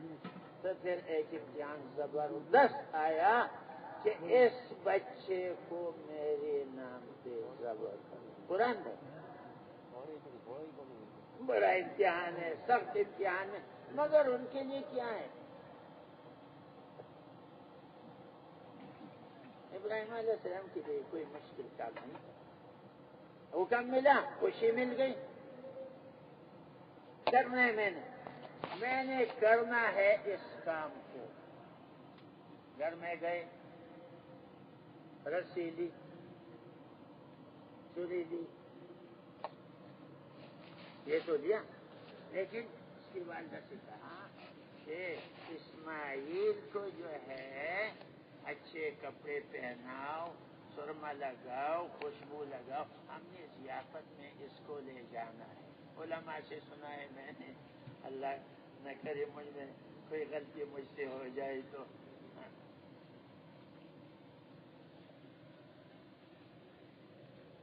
اچھا، تو ان کو خوشبو اور سرما اور صاف، جیسے بچے ہوتے ہیں نا تو باپ سے والدہ سے کہتے کہ میں نے اس کو اپنے ساتھ لے جانا ہے کسی جگہ پہ، کسی ملاقات کے لیے، کسی ضیافت میں، آپ اس کو گھر سنبھال لیں، تو وہ بہت خوش ہوں گے اس کو سنبھال کے۔ لیکن شیطان آیا عورت کی شکل میں اور حاجہ علیہ السلام سے کہا کہ آپ کو پتہ ہے کیا اسماعیل کو کہاں لے گئے؟ اسماعیل کو اپنے کسی ضیافت میں گئے ہیں۔ نئی ضیافت میں کیسے گئے؟ ضیافت میں گئے، اس نے کہا ضیافت میں تو یہ چوری کیسے لی اور رسی کیسے لی؟ چوری لی، رسی لی، کیا ہوا؟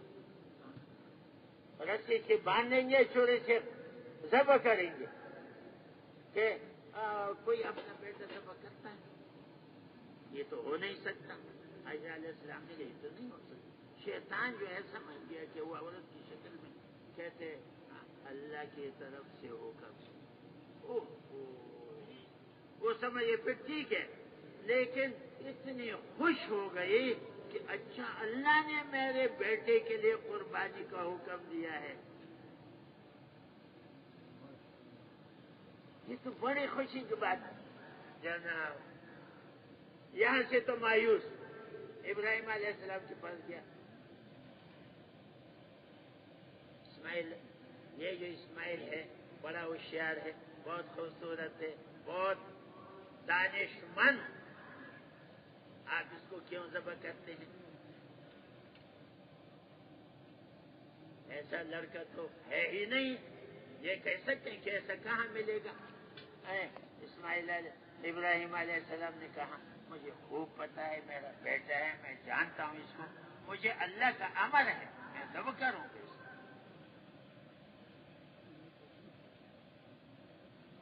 اسماعیل علیہ السلام کے پاس بھی شیطان اب بڑے اس نے کر لیے، مجھے پتہ ہے آپ کو کہاں لے جا رہے ہیں؟ ضیافت میں لے جا رہے ہیں؟ کہا نہیں،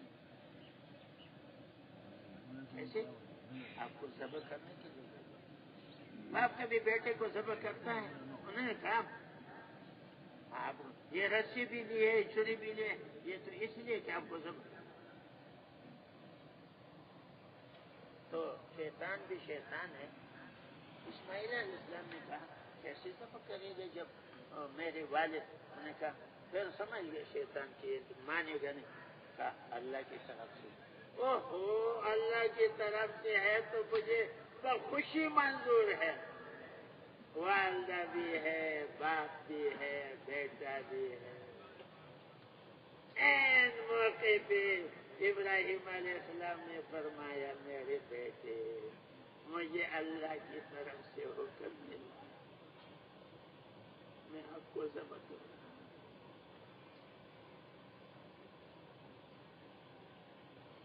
اتنی خوشی سے انہوں نے کہا ابا جان ضرور ضرور مجھے ذبح کریں، میری ذرا کچھ وصیتیں ہیں، جب آپ مجھے ذبح کریں تو یہ میرے کپڑے ہیں، میرے جوتے ہیں، تو یہ جب آپ گھر لے جائیں گے تو میری والدہ کو میرا سلام کہنا ہے، اور یہ جوتا اور یہ کپڑا اپنے پاس نمونے کے طور پہ رکھ کے کبھی اگر یاد آ جائے تو اس کو دے کے تسلی کرا۔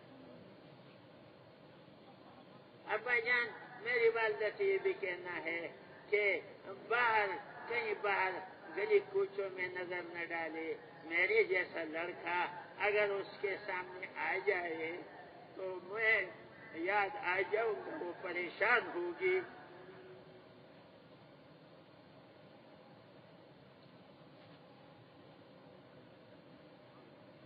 میرے ابا جان یہ بھی ہے کہ آپ جو ہے یہ پدری شفقت، آپ راستے پہ اگر جائیں تو آپ نظریں نیچے رکھتے رہیں، میرے جیسا لڑکا پھر آپ کو ملے گا تو آپ نہ پریشان ہوں گے، یہ میری وصیت ہے۔ اگلی وصیت میری یہ ہے کہ مجھے اچھی طرح باندھ دو کس کے، تاکہ میں ہلو نہ، ہلنے سے آپ کو ذرا تکلیف ہوگی. جانور جب بہت ہلتا ہے تو ذبح کرنے والے کے لیے مشکل ہو جاتا ہے، لہذا آپ یہ خوب کس کے مجھے باندھے تاکہ اچھی طرح آپ ذبح کر سکیں. ابا جان،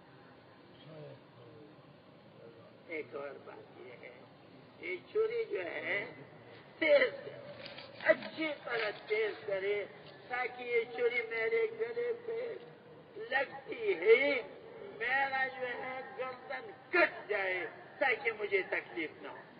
کون چھری سے تکلیف ہو؟ یہ اسماعیل علیہ السلام کی وصیت کی اور نصیحت.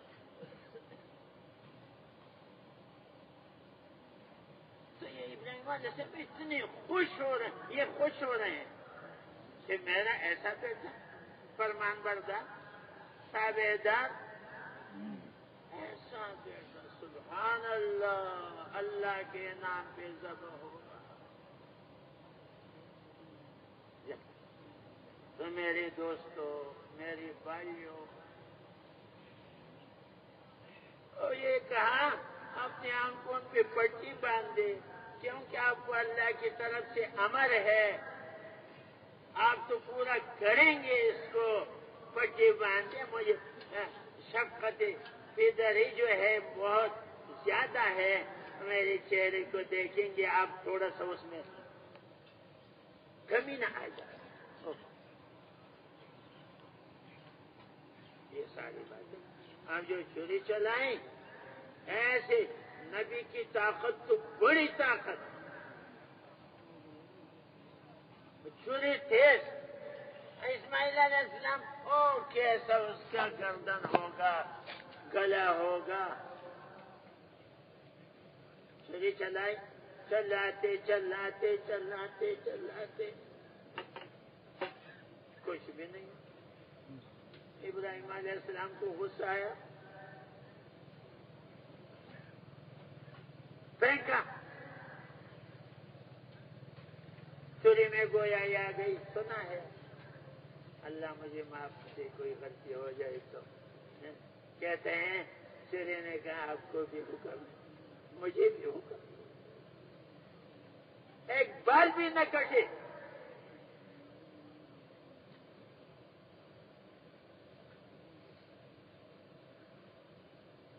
ایسی چھری تھی، پتھر پہ رکھا، پتھر دو ٹکڑے ہو گیا. حالانکہ چھری سے پتھر نہیں کٹتے، اس سے ایسی چھری.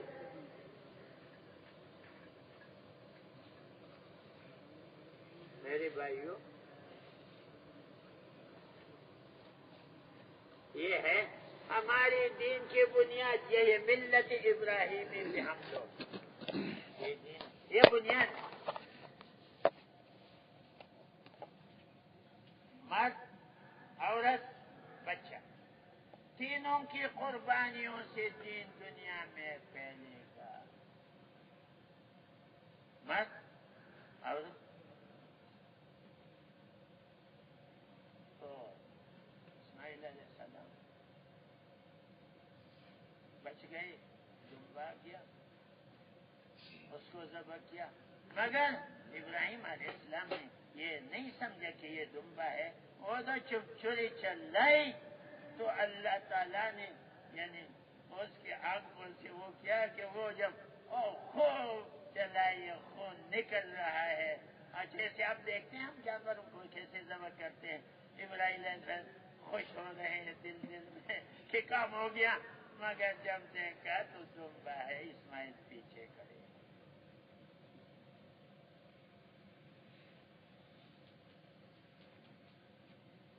میرے دوستوں، میرے بھائیوں، پھر اسماعیل علیہ السلام جوان ہو گئی، شادی ہو گئی. اس میں بھی جب ابراہیم علیہ السلام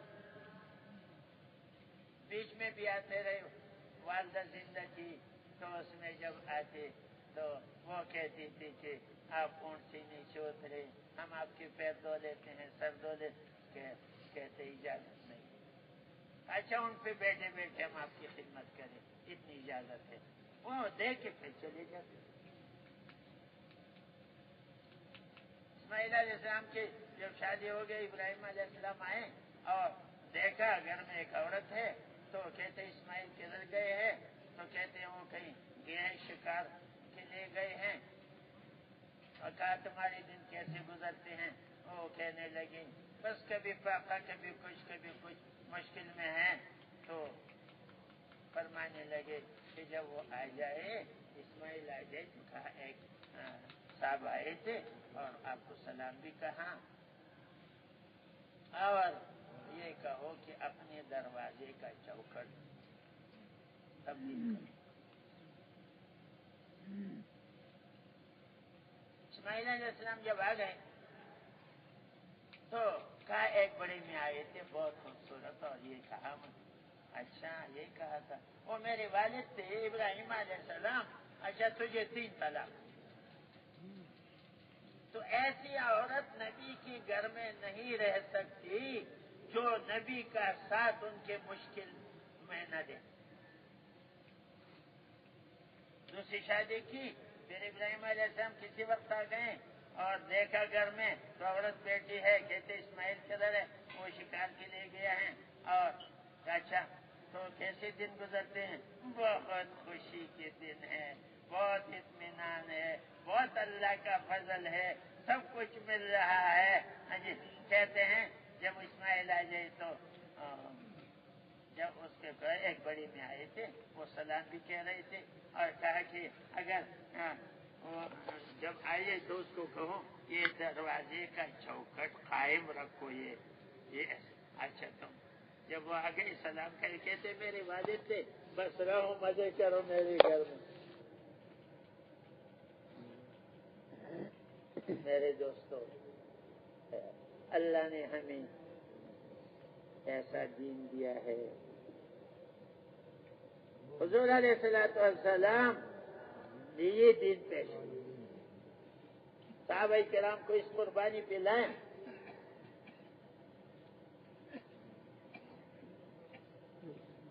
100% صحابہ۔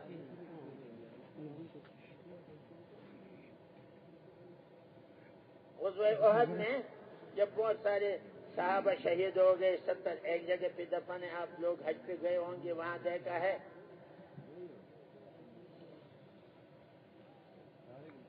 جابر رضی اللہ عنہ، وہ ان کے والد تھے عبداللہ ابن جبیر، وہ بھی اس گاڑی میں تھے جو 50 آدمی ایک جگہ مقرر تھے۔ حضور نے فرمایا تھا جب تک میں نہ کہوں یہاں سے نہ لو۔ وہاں فتح کے آثار نظر آ گئے تو انہوں نے کہا، صحیح کہ بیچاروں نے کہا کہ جب فتح کے آثار نظر آ گئے، کہتے ہیں امیر صاحب ابھی تو اجازت، عبداللہ ابن جبیر امیر تھے، کہتے اجازت دو، دیکھو مال غنیمت لوگ جمع کر رہے ہیں، ہم بھی چلے جائیں۔ انہوں نے کہا نہیں، جب تک حضور نے فرمایا میں نہیں کہوں گا نہیں۔ انہوں نے کہا امیر صاحب وہ تو اس کو پتہ تو ہو گیا، لوگ وہ پیچھے بھاگ رہے ہیں، کافر آگے بھاگ رہے ہیں اور ان کا سامان لوٹ رہے ہیں اور مال غنیمت جمع کر۔ انہوں نے کہا نہیں بھائی ایسا ٹھیک نہیں۔ 14 رہ گئی اور 36 یہاں جو بھی ہے 15 رہ گئے، 14 رہ گئے اور 36 چلے گئے۔ خالد بن ولید رضی اللہ عنہ ابھی مسلمان تو تھے نہیں اور جنگ کے بڑے ماہر تھے۔ جب یہاں آ گئے یہ جگہ خالی ہے، 14 آدمی کیا، تو ان پہ ٹوٹ پڑے اور ان کے ہاتھ پیر سب کاٹ دیے اور پیچھے سے پھر مسلمانوں پہ حملہ کیا۔ حضور صلی اللہ علیہ وسلم کے دندان مبارک بھی شہید ہو گئے اور زخمی ہو گئے۔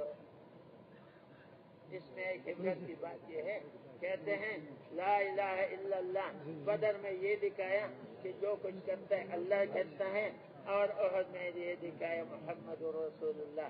حضور کی منشا کے خلاف ایک بات ہو گئی تو فتح جو ہے شک اس میں بدل۔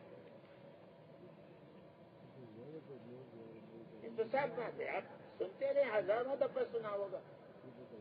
تو عبداللہ ابن جبیر جابر رضی اللہ عنہ نے کہا یا رسول اللہ میری 7 بہنیں ہیں، میرے باپ شہید ہو گئے ہیں اور میں جو ہوں میرے پاس میرے کھجور توڑے ہیں، میرے اوپر بڑا قرضہ ہے. دوستوں نے فرمایا دیکھو جابر آپ کے والد کا قصہ میں آپ کو سناؤں؟ کہتے ضرور سنائیں. جی کہتے جب آپ کے والد کی روح جب ہاتھ پیر کٹ گئے، ناک کان کٹ گئے، سب کچھ کٹا تھا، اللہ کے پاس روح پہنچ گئے تو اللہ بڑے خوش ہو گئے.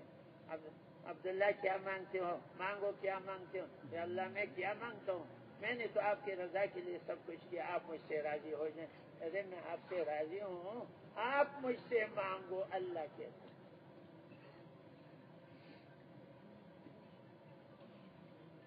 تو اللہ تعالیٰ نے جب فرمایا تو انہوں نے کہا یا اللہ میں آپ سے اور کیا مانگتا ہوں، آپ مجھ سے راضی ہو جائیں.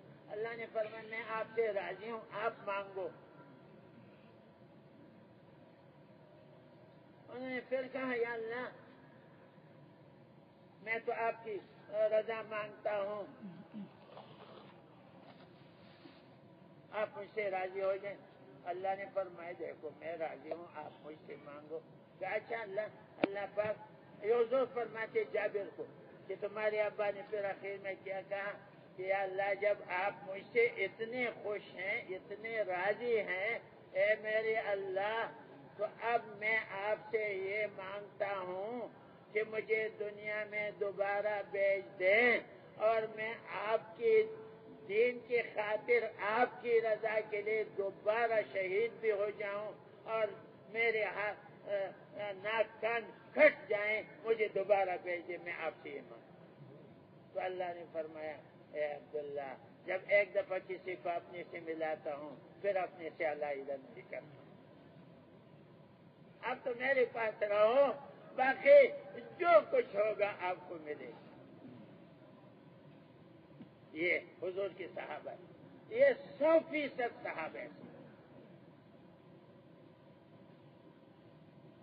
ایک نہیں، یہ سب کا جذبہ. پھر فرمایا کہ اچھا جب فصل پک جائے اور کھجور کے وہ لگ جائے ڈھیر تو مجھے بلانا تو میں اس کے ساتھ آ جاؤں گا. حضور تشریف لائے اور کھجور کا ڈھیر لگا ہوا تھا اور کہا جتنے قرضیں آپ کے اوپر ان سب کو لاؤ.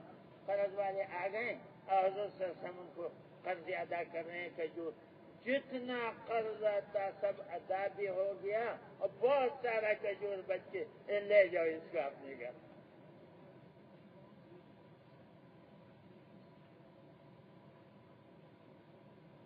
تو خالد بن ولید رضی اللہ عنہ اب باقی سب صحابہ جو دین کی خاطر اتنی قربانیاں دی.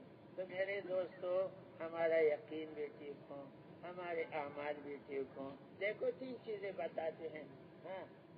مخلوق سے خالق کی طرف، چیزوں سے اعمال کی طرف اور دنیا سے آخرت کی طرف ہم بلانے کی محنت میں لگے. 3 چیزیں ہیں. مخلوق سے خالق خوب دعوت دیں، مخلوق کا ذکر ہی نہ ہو، اللہ کا ذکر ہو. اور چیزوں سے اعمال جو بھی مسئلہ آ جائیں تو صحابہ نے سارے مسائل نماز کے ذریعے سے حل کروائے ہیں. جو بھی مسئلہ تھا مشکل سے مشکل مسئلہ، آپ نے ہزاروں واقعات سنے ہیں ماشاءاللہ، تو سارے مسائل نماز 2 رکعت نماز پڑھو اور مسئلہ حل ہوتا. بارشیں برسائی، چشمے ایسے نکلے زمین سے، جی مردوں تک زندہ ہو گئے. اور کیا چاہتے؟ نماز.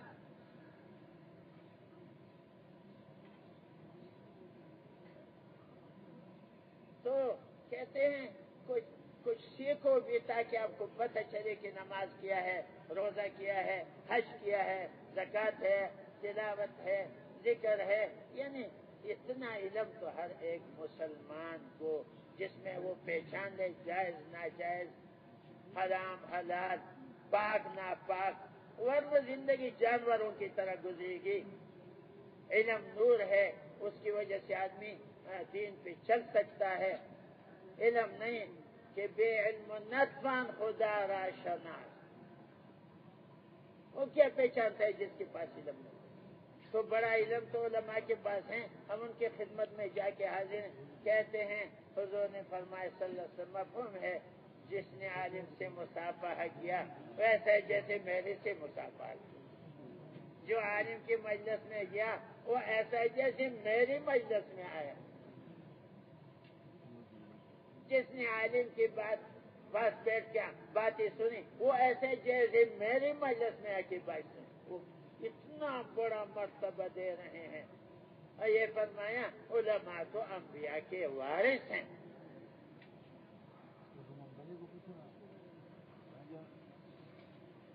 حلال حرام سب تمیز بتاتے ہیں، علماء کے مشورے کے بغیر قدم نہ اٹھائے۔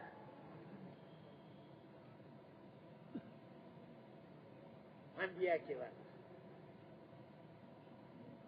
تو میرے بھائیو دوستو، علم بھی ہے اور ذکر تو آپ جانتے ہیں، ذکر قرآن پاک کی تلاوت بڑا ذکر ہے، سب سے بڑا ذکر قرآن کی تلاوت ہے۔ بہترین وقت تہجد کا وقت ہے۔ تہجد کے وقت میں اگر 3 بجے آپ اٹھیں ان دنوں میں تو 3 بجے اٹھ کے آپ وضو کریں، 4-6 رکعت 8 رکعت نماز پڑھیں، پھر یہ جو اذان سے پہلے آدھا پارہ تلاوت اگر بہترین وقت ہے، اس میں بڑا نور ملتا ہے۔ اس کے ساتھ میرے دوستو تلاوت اور پھر جو ہے مسنون تسبیحات، درود شریف ہے، استغفار ہے، اور پھر اللہ بھلا کرے تیسرا کلمہ ہے، تیسرا کلمہ پڑھو تو وہ عرش پہ آپ کا نام آ رہا، اور استغفار پہ استغفار ہے۔ امام احمد بن حنبل گھر سے باہر تھے، ملک شام گئے، سخت سردی تھی رحمت اللہ علیہ، تو کہتے ہیں مسجد میں کوشش تو بڑی کی جام مسجد کہ یہاں رات گزاروں، یہاں وہاں کسی نے اس کو رات کے لیے جگہ نہیں دی اور سیڑھیوں سے باہر کر دیا، تو پریشان تھے، سخت سردی ہے، تو ادھر دیکھے ایک تندور والا ہے، روٹی لگوا رہے، پکا رہے، وہ جگہ گرم ہوتی ہے، تو اس نے وہاں جا کے کہ بھائی میں چاہتا ہوں یہاں رات گزارو، میرے پاس بستر نہیں ہے۔ انہوں نے کہا آ جاؤ مہمان، یہ بہت گرم جگہ ہے، آپ رہو یہاں۔ تو وہ وہاں رہے، خوش بھی ہو گئے، مگر تندور والے کو دیکھا وہ استغفر اللہ رب استغفر اللہ، بہت استغفار پڑتا ہے، روٹی لگاتے استغفار پڑتا ہے، پیڑا بناتے استغفار پڑتا ہے، اور جناب پتہ نہیں بس استغفار چہرے پہ ایسا نہیں ہے کہ یا نسوار ڈالا، یہ اس کے خوبصورت چہرہ تھا، پگڑی تھی، تندور والا اللہ والا آدمی تھا۔ یہاں جو تندور والی پتہ نہیں کیسے کیسے منہ میں نسوار بھی ڈالتے ہیں، پیڑے میں وہ ہاتھ بھی لگاتا ہے۔ ایک نیک آدمی تھا، تو اس نے کہا بڑا استغفار۔ امام صاحب نے پوچھا بھائی آپ تو بہت استغفار پڑھتے ہیں، کیا جی میں نے زبان پہ چڑھا ہوا ہے، میری عادت ہے 24 گھنٹے میں استغفار بہت پڑھتا، کوئی فائدہ دیکھا ہے؟ بھائی نا جو دعا مانگتا ہوں اللہ اس کو قبول فرما دیتا۔ ایک دعا بھی تک قبول نہیں ہے، وہ کیا دعا ہے؟ کہتے ہیں میری تمنا ہے امام احمد بن حنبل کی زیارت ہو جائے۔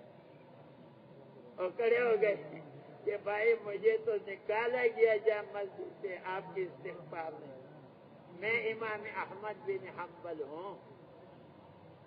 یا اللہ استغفار بہت پڑے، ویسے بھی استغفار بہت پڑے، غم میں خوشی نکالے گا، وہاں سے روزی دے گا کہ آپ کا وہاں گمان بھی نہیں ہوگا۔ تو میرے بھائیو اپنے بڑوں کی قدر بھی کرے، چھوٹوں کی شفقت بھی کرے، علماء کی عزت بھی کرے۔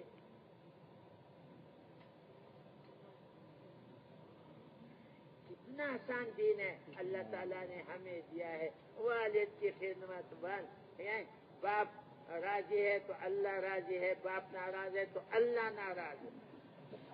ماں کے قدموں کے نیچے جنت ہے، ماں کی خدمت کرو۔